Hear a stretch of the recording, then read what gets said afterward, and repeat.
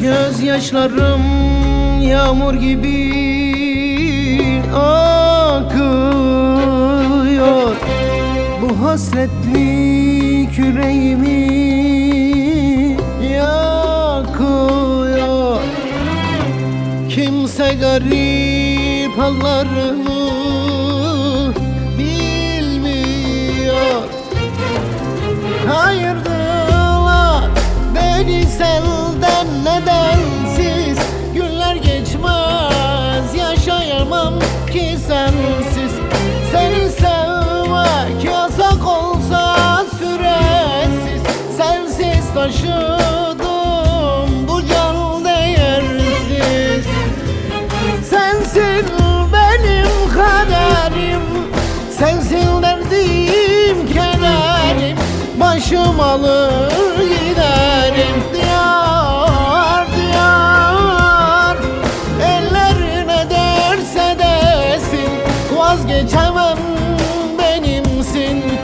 İsterse ölüm gelsin diyar diyar. Sensin benim kaderim, sensin derdim kederim.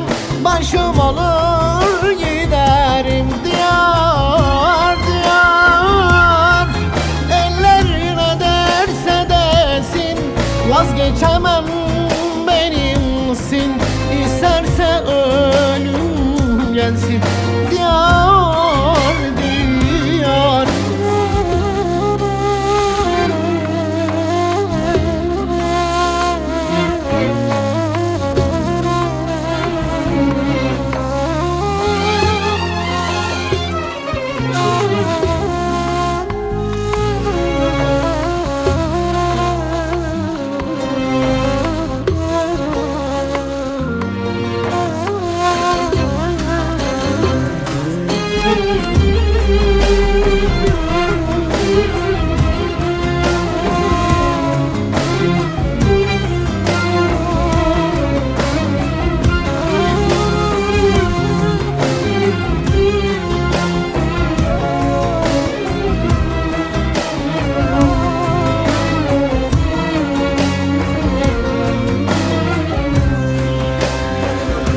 Aramızda engeller var sıralı. Laf anlamaz gönlüm kara sevdalı. Eksilmez ezelden bahtım karalı.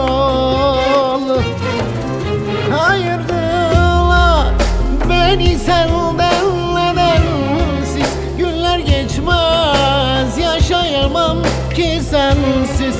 Seni sevmek yasak olsa süresiz. Sensiz taşıdım bu can değersiz. Sensin benim kaderim, sensin derdim kederim. Başım alır giderim diyar diyar. Ellerine derse desin, vazgeçemem benimsin. İsterse ölüm gelsin